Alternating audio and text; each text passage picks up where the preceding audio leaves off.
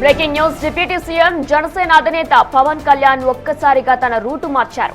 విమర్శలు ఆరోపణలు చేస్తున్న వారికి కౌంటర్ ఇస్తూనే పార్టీకి సమస్యలు సృష్టిస్తున్న నాయకులకు వార్నింగ్ ఇచ్చారు.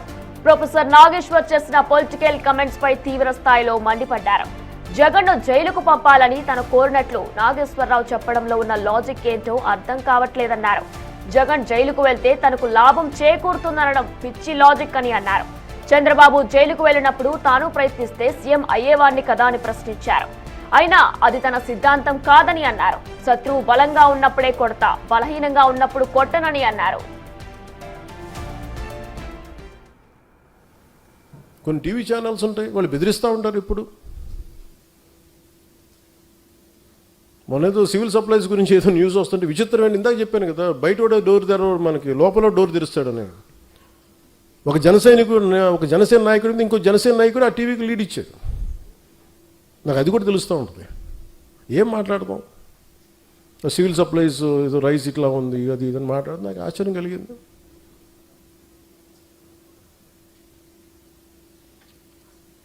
ఎప్పుడైనా సరే ఎదుటి శత్రువుతో యుద్ధం చేద్దామని మనం వెళ్తుంటే పక్కన వాళ్ళు పొడి చేస్తూ ఉంటే ఎక్కడ ముందుకు వెళ్తాం? రాజకీయాల్లో అన్ని పోగొట్టుకునేందుకే సిద్ధపడి వచ్చారని, తనపై వ్యక్తిగత విమర్శలు చేస్తే ఎదురుదాడి తప్పదని పవన్ హెచ్చరించారు.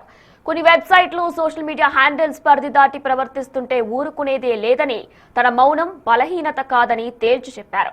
పదవులు రాగానే నేతలు మాట్లాడడం మానేశారని అసంతృప్తి వ్యక్తం చేస్తూ క్రమశిక్షణే పార్టీ బలమని హితవు పలికారు. కూటమి కోసం 5 కోట్ల ప్రజల భవిష్యత్తు కోసమే తాను కొన్నిసార్లు సర్దుకుపోతున్నారని పవన్ కామెంట్ చేశారు. ఇకపై క్యాడర్ తనను క్వశ్చన్ చేయడం కాదు, తాను చెప్పినట్టు వినాలని హుకుం జారీ చేశారు.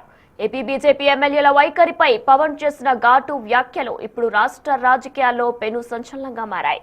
సొంత ఎదుగుదలకు తనను వాడుకోవద్దని, ఇన్నాళ్లు సహనంతో భరించా, ఇకపై పరిణామాలు తీవ్రంగా ఉంటాయని హెచ్చరికలు జారీ చేశారు. అమిత్ షా లాంటి వ్యక్తులు విమర్శిస్తూ ఉంటే ఎదురుదాడి చేయాల్సింది పోయి చూస్తూ ఊరుకుంటున్నామని మండిపడ్డారు. వాళ్ళు అనేది ఏంటి మేజర్గా? నేనంట వైసీపీ నాయకుడి గురించి అంటే ఆయనకి జైలుకి వెళ్ళిపోవాలి, అరెస్ట్ చేయాలంటే ఆయన అంటే క్లాస్ తీసుకున్నారు అంటున్నారు. మీరు చెప్పండి, నిజంగా ఒక క్రైమ్ చేసిన వాడిని నేను చెప్పాలా? అంటే ఒకటి జైలుకి వెళ్ళిపోయి ఒకళ్ళకి ఏదైనా అయిపోతే దానివల్ల జనసేన ఎదుగుతాడు, పవన్ కళ్యాణ్ ఎదుగుతాడు. అంత దిగజారుడు మైండ్ సెట్ ఉంది. అసలు దానికోసం పాలిటిక్స్కి వస్తాం. ఇక జగన్ జైలుకు వెళ్తారు నేను అనుకోవడం అనే దాంట్లో లాజిక్కే లేదు అంటూ కూడా ప్రొఫెసర్ మాటలకు ఎట్టుకేలకు పవన్ స్పందించారు. దీనికి సంబంధించిన మోర్ అప్డేట్స్ అందించడానికి మా ప్రతినిధి శివ సిద్ధంగా ఉన్నారు లైవ్ లో. షో ప్రస్తుతం ఎట్టుకేలకు పవన్ చాలా వ్యాఖ్యలు చేశారు. ఇటు ప్రొఫెసర్ కి సంబంధించి కూడా ఆయన ఎట్టుకేలకు స్పందించడం జరిగింది. దీనికి సంబంధించి మీ దగ్గర ఉన్న ఇన్ఫర్మేషన్ ఏంటి, అప్డేట్స్ ఏంటి శివ? వినైనా మొత్తం మీద చూసుకుంటే డిప్యూటీ సీఎం జనసేన అధినేత దూకుడు పెంచారు. పాలనలో కాదు, పార్టీలో కూడా తన వ్యవహార శైలిని పూర్తి స్థాయిలో భిన్నంగా వ్యవహరిస్తున్నారు.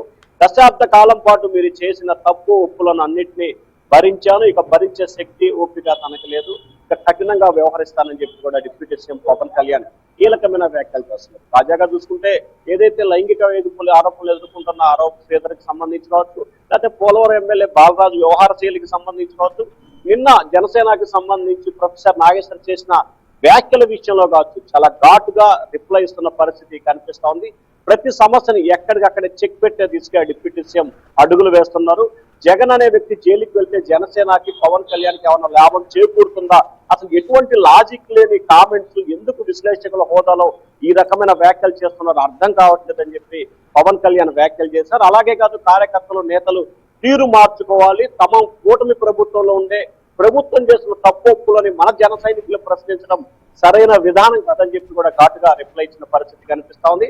దానిలో భాగంగానే ప్రకాశం జిల్లా కమిటీ నిన్న ఆగమేఘాల మీద డిప్యూటీ సీఎం రద్దు చేసిన పరిస్థితి కనిపిస్తా ఉంది. కార్యకర్తలు నేతలు ప్రశ్నించడం కాదు, బాధ్యతగా పనిచేయడం నేర్చుకోవాలని చెప్పి హితవు పలికారు. తానే పార్టీని మానిటరింగ్ చేస్తాను, తాను చెప్పిందే వేదం అనే యాంగిల్లో కూడా పవన్ కళ్యాణ్ కీలకమైన వ్యాఖ్యలు చేశారు. అలాగే దాంతో పాటుగా రాష్ట్ర వ్యాప్తంగా ఉన్న జనసేనకు సంబంధించి కీలకమైన నేతలు, ఎమ్మెల్యేలు, ఎంపీల వ్యవహార శైలిపై డిప్యూటీ సీఎం పవన్ కళ్యాణ్ వ్యక్తిగతంగా నివేదికలు తెప్పించుకుంటున్నారు. ఇప్పటికీ ఉభయ గోదావరి జిల్లాలకు సంబంధించిన 2 ఎమ్మెల్యేల తీరు, అలాగే ఉమ్మడి కృష్ణా జిల్లాకు సంబంధించిన 1 ఎమ్మెల్యే తీరు, అలాగే